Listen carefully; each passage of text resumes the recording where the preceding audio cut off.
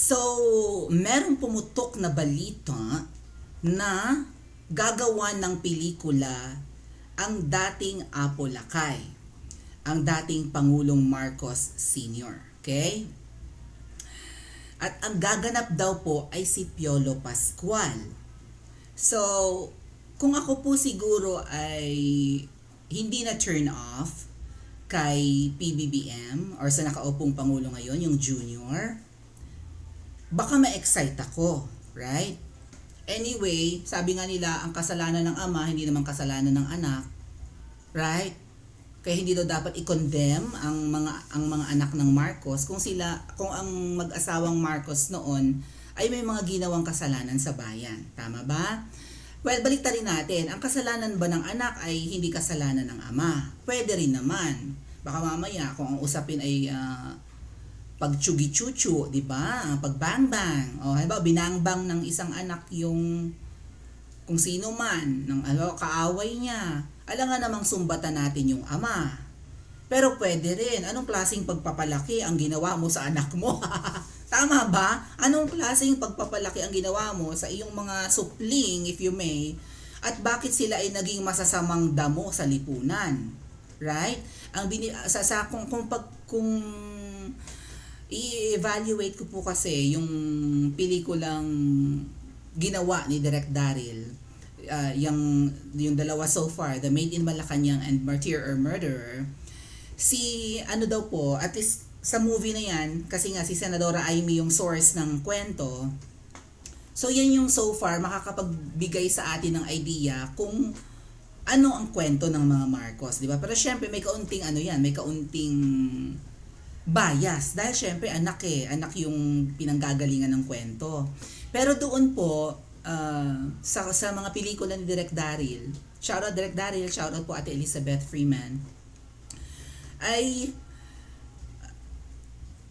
kumbaga malapit daw si PBBM kay Madam Imelda. So, kesa kina Senadora Amy. Si Senadora Amy ay mas malapit at saka yung bunso si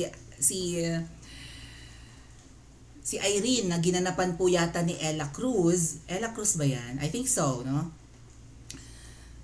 Si Senadora Amy at si Ella Cruz, may mga scene kasi doon at makikita mo talaga na very close sila sa kanilang tatay, kay dating Pangulong Marcos. Okay? Senior.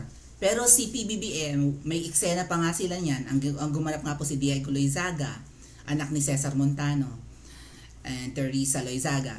So, ang gumanap na yung si Diego ay may eksena with Miss Rufa Gutierrez na I would commend na napakagaling naman po at bagay kay Miss Rufa na gumanap na isang eleganteng first lady, di ba? Dahil si Miss Rufa naman talagang mukhang vain or vanidosa, social, no? Parang ganun. Mukhang mayaman naman talagang babae. So, bagay na bagay. So, dun sa role, nag-iiyak si Rufa and yung Diego na gumanap na PBBM and talagang nire-relay ng kwento ng mga movies ni Direk Daryl Yap na malapit si PBBM kay Madam Imelda. So, galing yan sa kwento ni Senadora Amy dahil nga po ang source ng script or ng story ng mga movie na dinirect ni Direk Daryl Yap at saka ang producer ay si Senadora Amy. So, dahil ba malapit kay Madam Imelda at nag-iisang hapong lalaki si PBBM, siya ay na-spoil?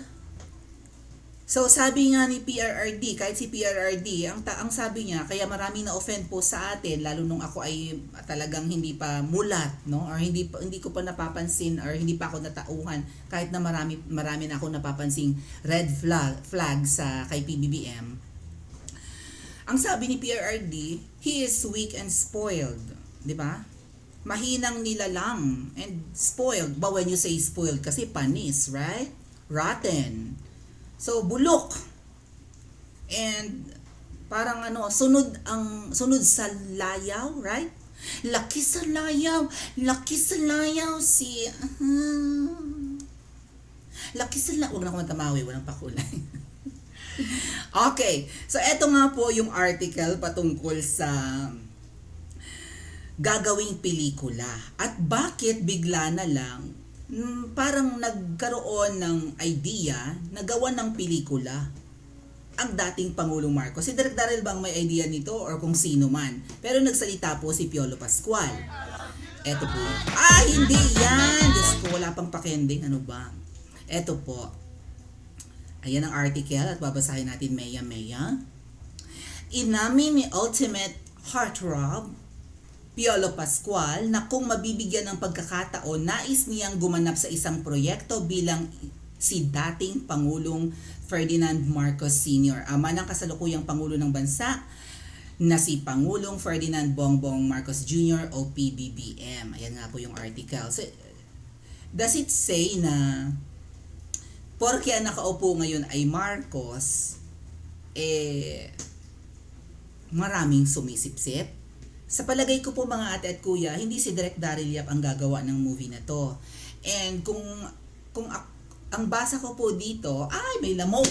May lamok nga. Buisit ka, lamok ini. Baka si ano yan, si Lisa Lamok. Baka si Lisa Lamok yan, no? Ay, gilamok ang aking kagandahan. Ay. Si Lisa Lamok yan. Basa ko po, kay at least sa, I don't know, observation ko lang to, pwedeng mali ako, shout out Direk Daryl Yap.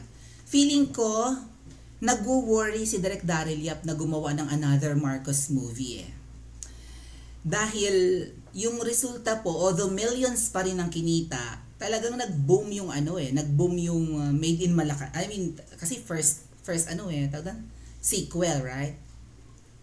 Yeah, part 1 ng kwento ng mga Marcos. Yung Made in Malacanang talagang boom, halos mag-1 billion ang kinita. Pero yung Martyr or Murderer, although millions din ang kinita, hindi kasing laki ng part 1 na Made in Malacanang. So siguro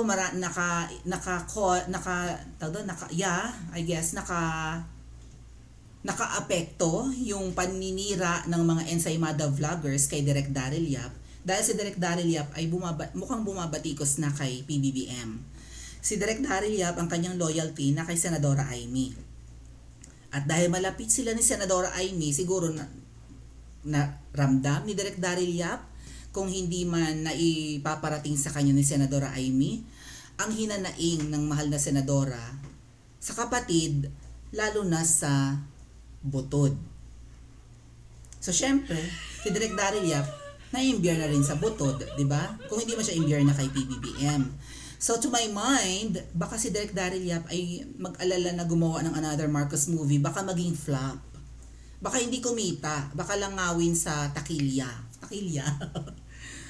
Baka lang ngawin, no? So feeling ko hindi si Direk Daryl Yap ang gagawa nito. This one is intriguing. Hinggil sa pangalap ni Piolo Pascual daw na gumanap bilang dating Pangulong Ferdinand Marcos Sr. Kasi ang gumanap po kay Apo Lakay sa pelikulang Made in Malacanang naman, si Cesar Montano, di ba? Sabi ni Piolo, siguro intriguing daw yung kanyang sagot, all my life, I wanted to do a story about Marcos. Ferdinand Marcos. I grew up, papalakpak ang tenga nito ni PBBM.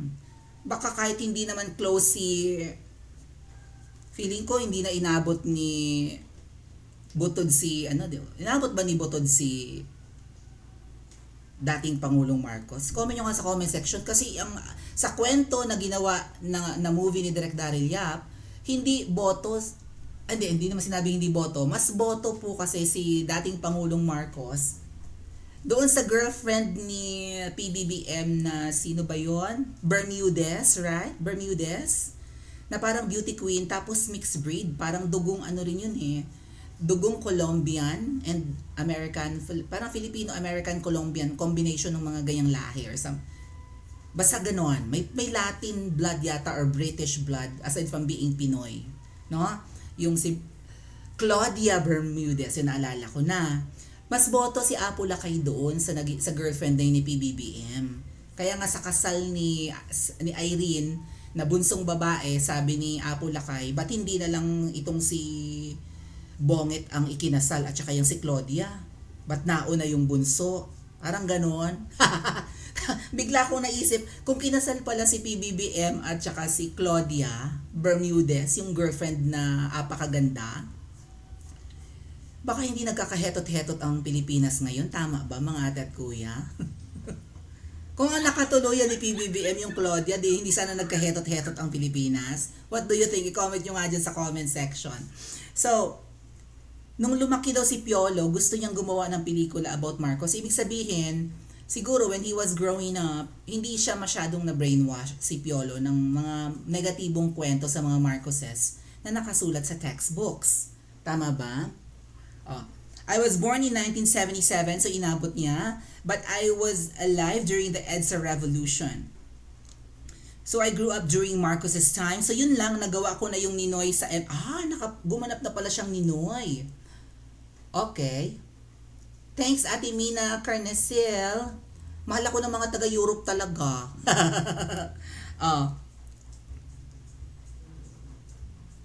I find that person interesting. He's not saying na when you say interesting kasi makulay ang personalidad eh. 'Di ba?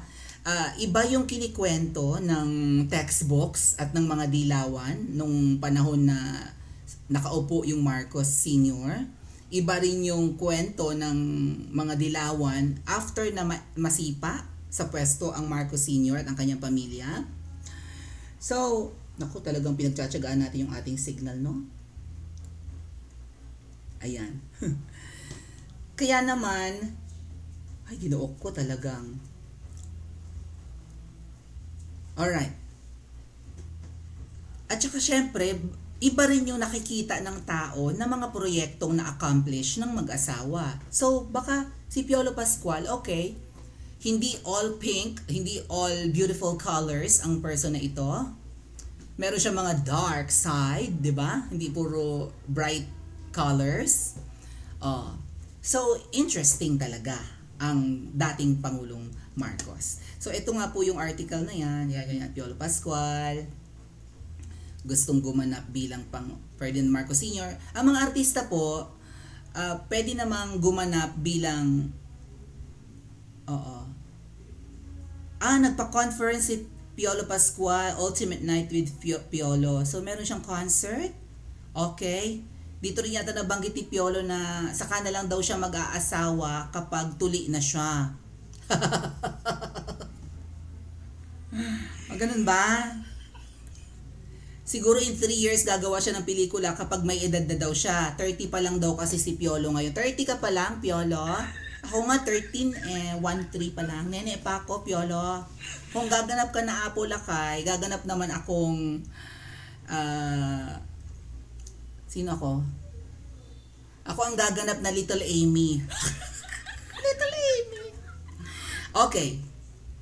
So anyway, siguro very candid. Ano nga kaya kung kunin siya ni Direk Daryl Yap kung sakaling gumawa ulit siya ng pelikulang nagtatampok sa pamilya Marcos? Kasi ang gaganap na PBBM sa part 3 ng Made in Malacanang ay si Aga Mulak. 'Di ba? Okay. Anyway, yan. Anyway, ganun.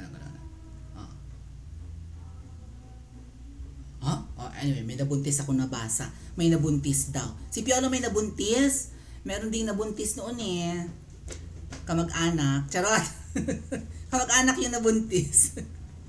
Dahil daw nagpupulburon, kaya nabuntis yung kamag-anak. Ay, ganun talaga, no? Kung malapit kayong magkakamag-anak, di ba? Mga magkababata, minsan nagkakaakitan, no? Hindi na-resist yung incestuous desire ko ano man ang tawag dyan, di ba? So, okay. Sa tingin ko naman po, mukhang wala namang nag-utos kay Piolo na i-promote ang dating Pangulo. Ang mga artista naman kasi ay pwedeng gumanap na bida or kontrabida, di ba? Pwede silang maging antagonist, pwedeng maging protagonist sa movie. So, sa mga artista, minsan challenging na gumanap na kontrabida. I'm not saying kontrabida yung dating Pangulo. Pero kung makulay yung personality ng isang tao, talagang nakaka-excite nga po yan sa artista kung paano niya ipoportray. Pero syempre, may mga pumapalakpak ang tenga. Ngayon, binabanggit ni Piolo ito. Baka may magalit din. Ako, kiber. Right, mga ate at kuya? Kung gagawa siya ng movie, okay, fine. Pero yung excitement sa akin, wala na. Yung mga ensaymada vloggers, siguro baka talagang palakpak ang mga tinggil nila kung ano pang papalakpak.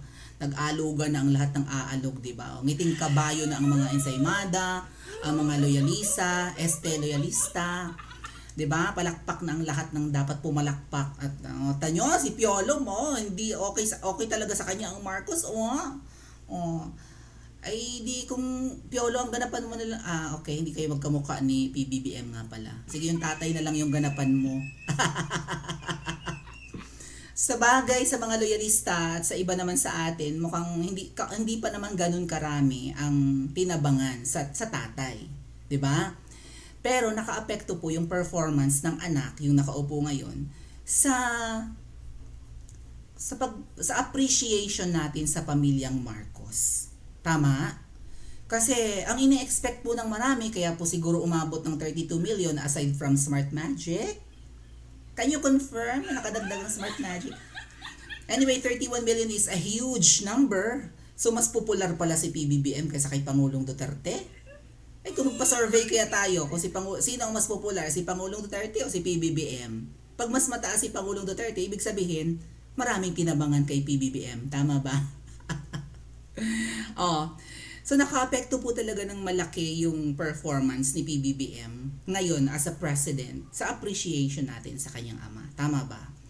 So, hindi ko siguro panonoorin ng movie, hindi ako masyadong mai-excite. Okay, kung may malinaw, kung mapapanood naman yan sa Viva Max tuloy, sa mga kung saan mang streaming app, no, maybe sa Netflix, okay, baka panoorin ko.